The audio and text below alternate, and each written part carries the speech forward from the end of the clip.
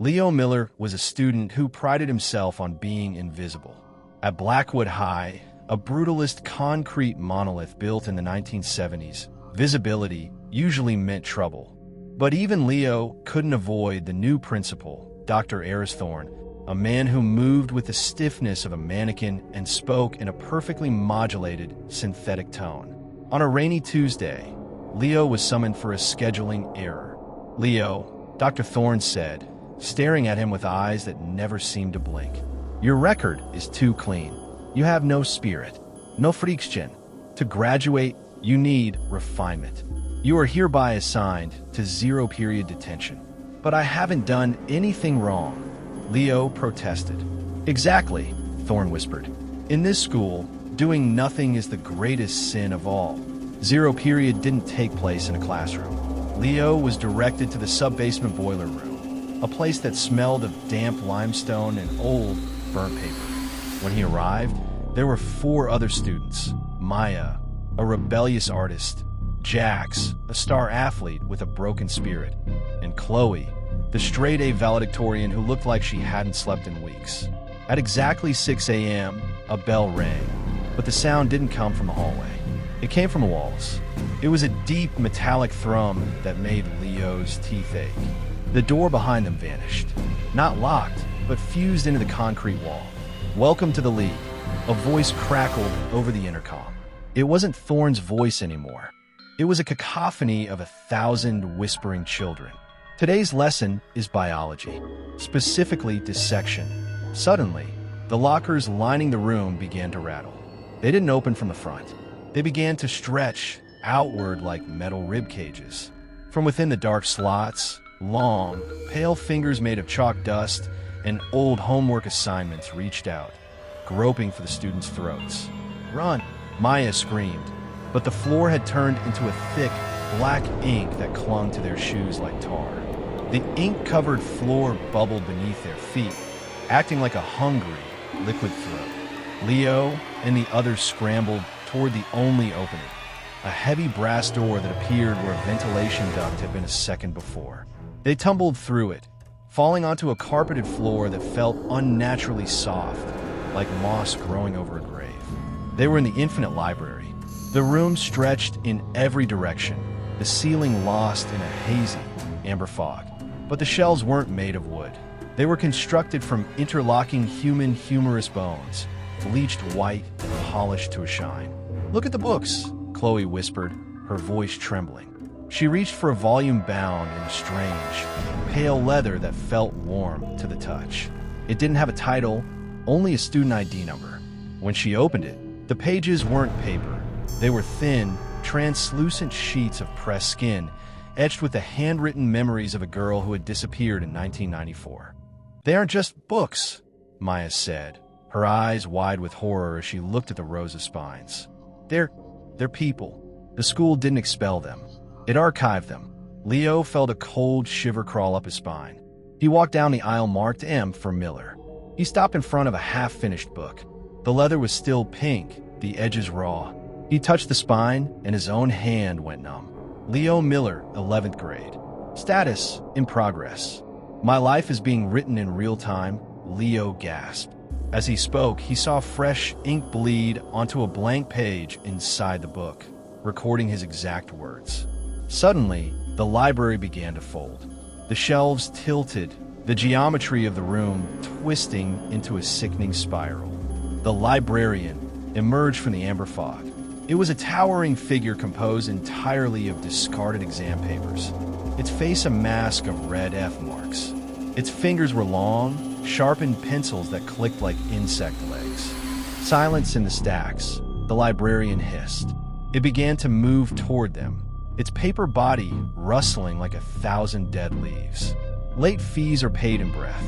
Jax tried to charge the creature, but as he ran, the floorboards rose up like a wave, turning into a set of stairs that led nowhere.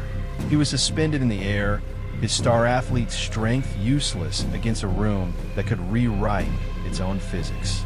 "We have to find a master index," Chloe yelled. "It's the only way to find the exit before we're bound into shelves." But as they ran, Leo noticed that his book was following him, floating through the air, its pages fluttering faster and faster as his heart rate spiked. The school wasn't just recording his life. It was waiting for the final chapter. The library collapsed into a shower of paper and bone, and the students found themselves standing on the polished hardwood of the Blackwood High Gymnasium. But the air didn't smell like floor wax and sweat. It smelled like copper and stale air. The court was illuminated by a single, flickering spotlight. Underneath their feet, the floorboards groaned. Not like wood, but like a ribcage. Leo looked down and saw that the floor was translucent. Beneath the planks, a massive, giant-sized lung pulsed with a wet, rhythmic thud hiss. "The school is breathing," Jax whispered, his voice cracking.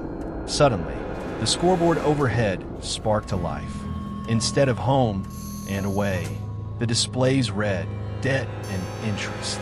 The score for both was 0-0. From the darkness of the bleachers, a whistle blew, a high, piercing sound that felt like a needle entering their ears. 3 heavy, round objects rolled out from the equipment room. They weren't basketballs. They were stone-weighted human skulls, encased in a thin, translucent layer of orange rubber. "Pick them up," a voice boomed from the PA system. It was Principal Thorne, but his voice was distorted, layered with the screams of a cheering crowd that wasn't there. In the league, physical education is about endurance. You must score 3 baskets to leave the court. But remember, the ball only moves when you give it something to carry. The opposing team emerged from the shadows. They were the invisible varsity, uniforms floating in the air, filled with nothing but cold, swirling mist. Jax, the athlete, grabbed the first ball. As soon as his fingers touched the rubber-coated skull, he let out a scream. The skull began to glow with a dull red light, and Leo saw Jax's muscular arms begin to wither, his strength being sucked into the stone. "It's a drain," Leo shouted. "The balls are batteries." The invisible varsity moved with terrifying speed. They didn't play for the hoop, they played for the students. A floating jersey slammed into Maya, sending her flying across the court. As she slid, the floorboards opened up like teeth, trying to snag her clothing. "Jax, pass it," Chloe yelled. Jax threw the ball toward the hoop, but the hoop began to move. The backboard grew a set of long, spindly wooden arms and climbed higher up the wall, mocking them. "The score isn't points," Chloe realized, pointing at the scoreboard. The debt column had changed to 10%. "The score is how much of our life force we give to the ball. We have to fill the skull to make the basket." Leo looked at his friends. Maya was bruised, Jax was becoming a skeleton of his former self, and Chloe was hyperventilating. He grabbed the second skull. The cold was agonizing, like holding dry ice. He felt his memories of his mother, his childhood, and his favorite songs being pulled out of his head and into the stone. Together, Leo roared. The 3 of them touched the ball at once, sharing the burden. The skull glowed bright white. They hurled it toward the moving hoop. The backboard tried to dodge, but the ball was now a homing missile of their collective agony. Swish! The scoreboard chimed. Debt, 33%. But as the ball fell through the net, it didn't hit the floor. It burst into a cloud of black ash, and the floorboards beneath them began to dissolve into a giant, open mouth. The gymnasium floor didn't just open, it swallowed. Leo, Maya, Jax, and Chloe fell through the darkness, landing hard on cold, sticky linoleum. The air was thick with the smell of boiled cabbage and sour milk. They were in the Blackwood High cafeteria. The long, rectangular tables were filled with students, but they weren't moving. They were gray-skinned mannequins, frozen in mid-laugh or mid-bite. Above them, the giant analog clock on the wall was twitching. The second hand would move to the 6, then violently snap back to the 12. Tick, snap, tick, snap. "Welcome back," a wet, gurgling voice echoed. Behind the serving counter stood the lunch lady. She was a towering mass of translucent, toxic green sludge, held together by a stained white apron. Inside her gelatinous body, Leo could see floating trays, rusted silverware, and teeth. "It's lunchtime, children," she hissed. "Today's special is remorse." A bell rang.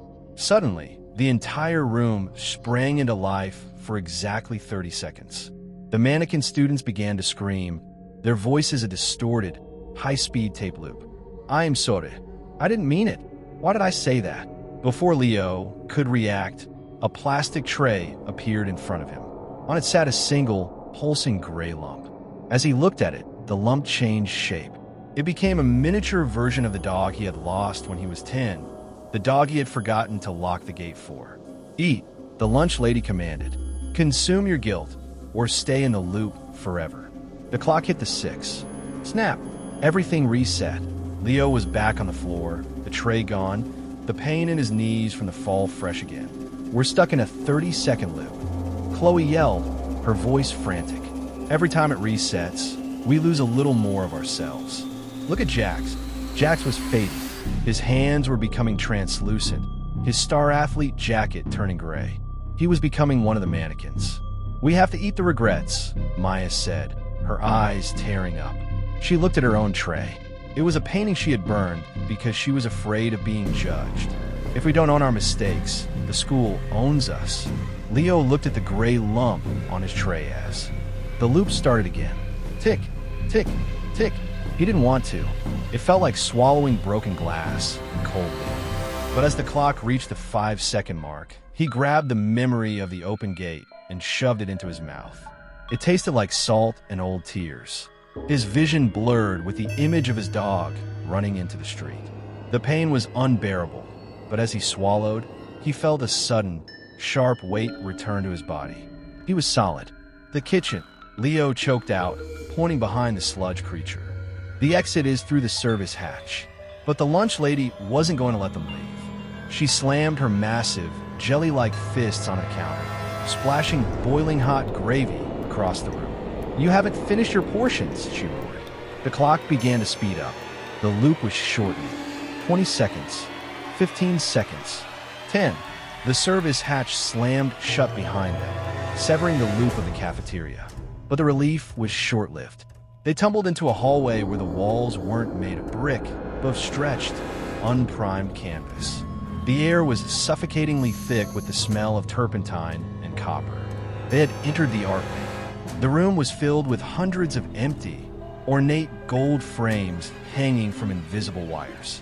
In the center stood a giant easel holding a canvas as tall as a house.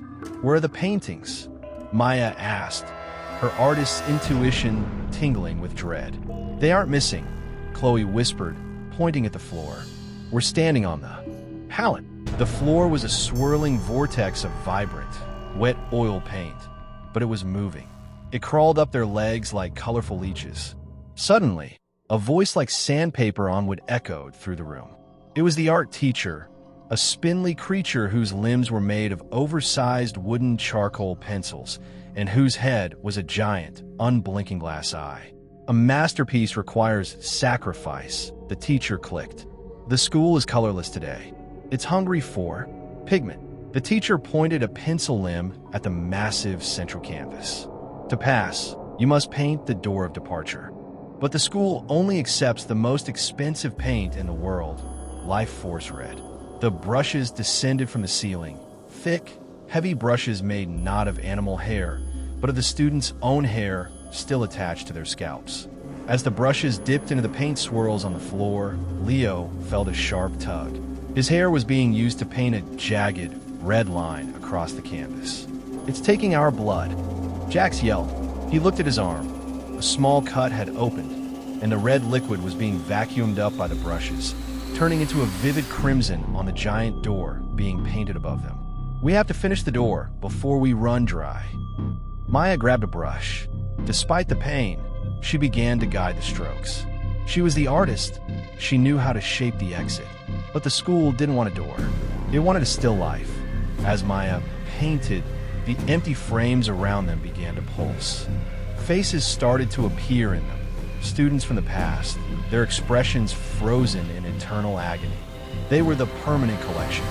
One frame reached out, its golden edges snapping like jaws, trying to pull Leo into the canvas.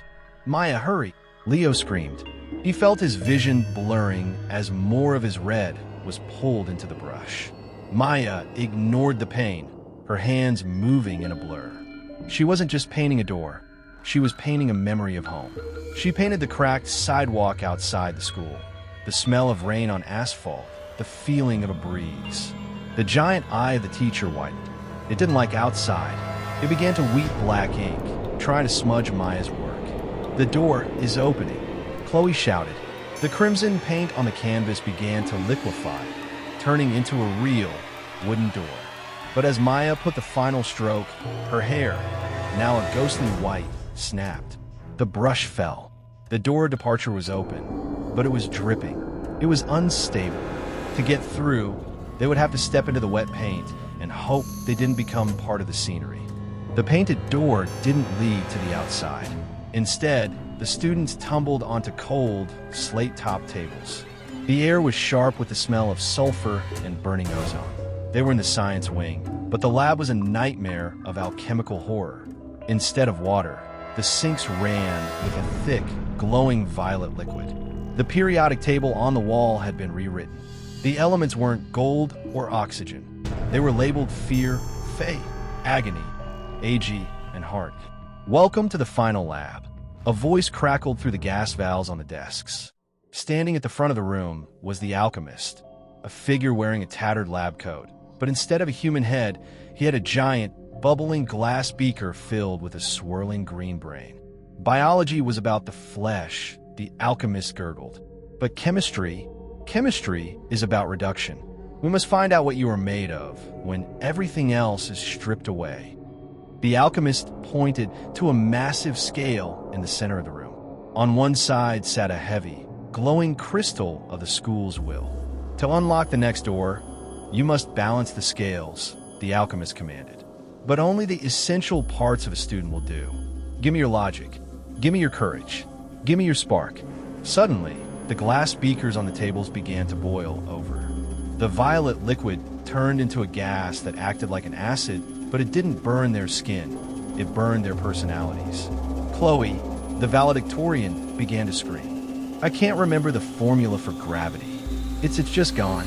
As her logic was dissolved by the gas, it collected in a tube and dripped onto the scale. The scale moved, but only an inch. "It's not enough," Leo shouted, his own sense of caution being sucked out of his mind. He felt a reckless, dangerous bravery taking over. Jax looked at his shaking hands. "My competitive drive, it's leaving me. I don't care if we win anymore." His drive poured into the scale. The alchemist hissed. "Close, but to balance a god, you need a catalyst. One of you must be the universal solvent. One of you must step into the great vat and become the solution that opens the way for the others." He pointed to a bubbling vat of white light at the back of the room. It was labeled Total Oblivion. Leo looked at his friends. Chloe was crying because she couldn't remember her own name. Jax was slumped over a hollow shell. Maya was trying to draw, but her inspiration was being siphoned away into a jar. "I'll do it," Leo said. His invisibility, the trait he had used to survive, was his only weapon. If he became nothing, the school couldn't hold him. "No, Leo." Maya grabbed his arm, but her grip was weak. Leo stepped toward the vat. As he approached, his very edges began to blur. He wasn't just invisible to people anymore. He was becoming invisible to reality. "If I go in," Leo whispered, "you guys run. Don't look at the scale. Just run." He tipped his weight forward, his body dissolving. Into the white light, the scale slammed down, perfectly balanced. The wall behind the alchemist cracked open, revealing a stairwell made of pure, blinding light. Leo was no longer a person. He was a frequency. He floated in the white void of the vat, seeing Maya, Jax, and Chloe as flickering shadows of light. They stumbled up the newly opened stairwell, their feet echoing against steps made of ticking clocks. As they reached the top, the atmosphere shifted from the sterile sting of the lab to the suffocating smell of old leather and funeral lilies. They were in the history wing. The hallway was lined with ornate, mahogany-framed mirrors, but they didn't reflect the present.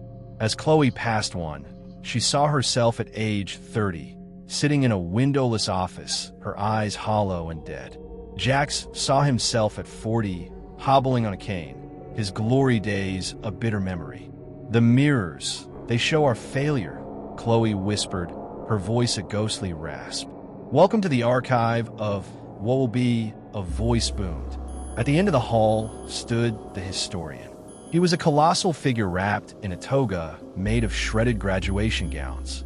His skin was parchment, and instead of eyes, he had two spinning hourglasses embedded in his skull. In Blackwood High, history isn't about the past, the historian intoned. It is about the inevitability of your decline. You are all destined to be fuel for the world machine. Why fight the detention when the rest of your lives will be a cage? The clocks on the walls began to spin backward. As they did, the students felt their bodies weakening. Their skin wrinkled, their breath grew shallow. The school was stealing their potential to power its own immortality. Now, Maya screamed into the air. We know you're here. Help us. Leo, existing as a ripple in the air, could see something the others couldn't. He saw the threads of fate, thin, glowing silver wires connecting his friends to the historian's hourglass eyes. He realized the historian was editing their futures in real time. Being a universal solvent, Leo had a unique power. He could dissolve the truth. He drifted toward the historian, a silent, invisible mist. He didn't attack the creature. He flowed into the hourglasses. He began to clog the sand with the total oblivion he had become. The historian choked. The sand stopped flowing. The future in the mirrors began to crack and shatter like ice. Find the eraser. Leo's voice echoed from the walls, sounding like a dozen whispers at once. At the end of the hall, the founding charter, Chloe and the others ran toward a glass pedestal at the very end of the room. Under the glass lay a yellowed, ancient document, the Blackwood Covenant, 1974. It was signed in an ink that pulsed like a heartbeat. Next to it sat a heavy, black block of rubber that seemed to absorb the light around it. The Great Eraser. If we erased the charter, the school never existed, Chloe gasped, her hands trembling as she reached for the rubber. But the historian wasn't finished. He began to vomit up black ink, the condensed history of every student who had ever failed. The ink formed into a tidal wave of shadows, filled with the screaming faces of the archived students from the library.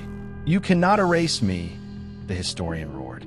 I am the weight of every mistake you will ever make. Chloe slammed the Great Eraser onto the founding charter. There was a sound like a thunderclap made of glass. The historian dissolved into a cloud of dry sand, and the future mirrors shattered into a million pieces. But the school didn't vanish. Instead, the floor tilted violently, sliding them down a long, brass-lined chute that hummed with a low, vibrating frequency. They crashed onto a floor made of cold, polished silver. They were in the music wing. The room was shaped like the inside of a giant ear. The walls were lined with rows of organ pipes that looked suspiciously like human windpipes. The instruments resting on velvet stands were horrific. Violins with strings made of sun-bleached nerves, and drums topped with tightly stretched, translucent skin. The eraser. It only wiped out the future. Chloe gasped, clutching her throat. The present is still hungry. In the center of the room stood the maestro. He was a skeletal figure in a tattered tuxedo. His baton was a sharpened human rib, and his head was a giant, silver tuning fork that vibrated so hard the air around him blurred. A song. A song! The maestro shrieked, his voice a discordant melody. The school's heart has stopped beating because of your interference. You must provide the rhythm of life, perform, or be turned into the instruments. The maestro pointed his rib baton at Jax.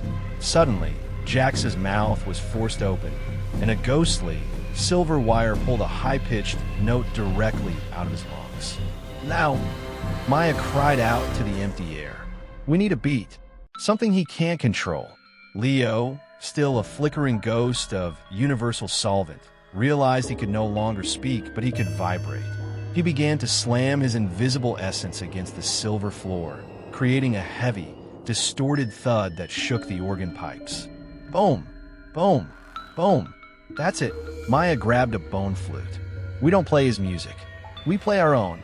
The survivors began a symphony of defiance. Chloe pounded on the skin drums, Jax hummed a low, guttural growl, and Maya blew into the flute, creating a jagged, chaotic sound that fought the maestro's perfect, deadly harmony. The maestro's tuning fork head began to glow a furious red. Dissonance. I will not have dissonance in my halls. He swung his baton, sending waves of sonic glass at them. But the louder they played, the more the school groaned. Cracks began to appear in the silver walls. The internal ear of Blackwood High was sensitive. It was built on order and silence. Their noise was a poison. Louder! Leo's voice vibrated through the floorboards. They poured every ounce of their remaining energy into the song. But there was a price. As the symphony reached its climax, Leo saw his friends' throats beginning to glow. The song was literally burning their vocal cords away. They were winning the battle, but they were becoming silent. With one final, ear-splitting chord, the maestro shattered into 1,000 silver splinters. The organ pipes burst, spraying the room with cold mist. The music wing went dead silent. The students stood panting, their faces pale. Maya tried to speak, but only a soft, dry hiss came out. They had broken the maestro, but the school had taken their voices in exchange. The only thing they could hear now was a heavy, slow footstep coming from the floor above. The principal was coming. The stairs leading to the top floor weren't made of stone or wood. They were made of stacked, leather-bound ledgers. Each step was a year of history, a record of a life. The students climbed in total silence, their voices gone, replaced by a hollow ache in their chests. They reached a set of double doors made of cold, dark iron. There was no handle. Above the door, a sign flickered in red neon. Office of the Principal. The doors groaned open. The office was a cathedral of paper. Floor-to-ceiling filing cabinets lined the walls, and the ceiling was a swirling vortex of shredded documents. In the center, behind a desk made of compressed human teeth, sat Dr. Thorne. He looked more like a mannequin than ever. His skin was the color of old manila folders, and his suit was stitched from the pages of missing yearbooks. He was holding a fountain pen that dripped thick, black blood. See, Twana commended. His voice wasn't coming from his mouth. It was coming from the filing cabinets, 1,000 drawers opening and closing in a rhythmic clatter. The students sat. They couldn't speak, but Thorne could read the static in their minds. "You have been very difficult students," Thorne said, leaning forward. "You've broken the library, the gym, and the lab. You've even silenced the music wing. But you've missed the point of Blackwood High. This school doesn't exist to teach you. It exists to process you." He tapped the desk. For documents slid across the surface. They were death certificates pre-filled with their names, their birth dates, and their causes of death. Academic failure. "The school is a living organism," Thorne explained. "It needs a mind to govern it. I was a student here once, in 1974. I won the league. My prize? I became the principal, but my tenure is ending. The building is hungry for a fresh soul to run the system." He pointed to a column on the certificates labeled permanent. "If you all sign in the temporary column, you will leave this room, but you will be archived, ghosts in the walls forever. But if one of you signs the permanent column, you will become the new principal. You will be the school. And the others? The others will walk out the front doors, back to the world of the living." Leo, still a shimmering, invisible presence, looked at his friends. Maya, whose hands were stained with the paint of her own life. Jax, who was now so thin he looked like a shadow. Chloe, whose brilliant mind was a fractured mess of forgotten facts. They looked at each other. They were silent, but their eyes spoke of the lives they wanted back. They wanted to see the sun. They wanted to see their parents. Thorne offered the fountain pen. It vibrated with a dark, seductive power. Who will be the sacrifice? Who will stay behind to let the others breathe? Maya reached for the pen, her eyes wet with tears. She was ready to give up her art to save them. But Jax pushed her hand away. He shook his head. He had lost his strength, but he still had his protective instinct. Then Chloe stood up. She looked at the pen, then at the wall of records. She realized that being the principal meant knowing everything. For a girl who lived for knowledge, it was the ultimate trap and the ultimate lure. But suddenly, the air in the room grew cold. Leo's invisible form began to materialize. Because he had dissolved in the lab, he wasn't bound by the same rules as the living. He wasn't a student anymore. He was a glitch. He grabbed the pen. Leo's hand, still shimmering with the ghostly light of the universal solvent, gripped the fountain pen. Dr. Thorne's mannequin face twitched, a spark of genuine fear appearing in his plastic eyes. "You cannot sign, Miller," Thorne hissed. "You are a ghost. You have no soul left to give." Leo didn't answer with words. He didn't have a voice. Instead, he slammed the pen down onto the permanent column of his own certificate. But as the black blood ink touched the paper, Leo leaned into his power. He didn't just sign his name. He poured his entire invisible essence, the part of him that was a reality-dissolving acid, into the document. The effect was instantaneous. The ink didn't stay on the page. It began to eat through the paper, then the desk of teeth, then the floor itself. Leo wasn't becoming the principal. He was becoming a system virus. "I am deleting the record." Leo's thoughts echoed through the school's PA system, booming in every hallway. The office began to derez. Filing cabinets turned into static. The shredded paper vortex above Thorne's head began to rain down as blank, white sheets. "What have you done?" Thorne screamed. His suit of yearbooks began to unravel, the names of the students he had processed flying away into the void. "If the school dies, we all die." Leo turned to Maya, Jax, and Chloe. He used his last bit of strength to shove them toward the office window. The glass didn't break. It dissolved into a portal of pure, morning sunlight. Maya reached out for Leo, her silent mouth crying out his name. But Leo was fading. He was the ink, the acid, and the fire. He stayed behind, holding the door open with his very existence. The real world, 7:45 a.m. Maya, Jax, and Chloe collapsed onto the damp grass of the football field. They gasped for air, real, cold, oxygen-rich air. They looked back at Blackwood High. The massive concrete building was still there, but it looked different. It looked empty. The windows weren't dark and predatory anymore. They were just glass. The oppressive weight that had hung over the town for decades had lifted. Maya touched her throat. "Leo," she whispered. Her voice was back, thin and raspy, but real. "He's gone," Jack said, his voice trembling. He looked at his hands. He was still thin, but the gray tint was fading. "He didn't just save us," Chloe said, staring at the school doors. "He wiped the server. The detention league is over." But as they stood up to leave, a cold breeze swept across the field. A single piece of paper fluttered out from the school's main entrance, dancing in the wind until it landed at Maya's feet. It was a report card. There were no grades, just one word written in the middle in shimmering, translucent ink: graduated. Epilogue. Weeks later, the three survivors sat in a diner far away from Blackwood. They never spoke of the league to anyone. No one would believe that the school had tried to eat them. Maya was sketching in her notebook. She drew a portrait of Leo, but no matter how hard she tried, she couldn't get his face right. He was always a bit blurry, a bit invisible. Suddenly, her phone buzzed. It was a notification from the school's old automated grading portal, which was supposed to be shut down. The message was a single photo, a picture of the current Blackwood High hallway, empty and quiet. But in the reflection of a trophy case, there was a shadow of a boy wearing a lab coat and holding a silver tuning fork. Under the photo, the caption read, "Zero-Period is starting. Don't be late for the reunion." The school hadn't died. It had just gone mobile.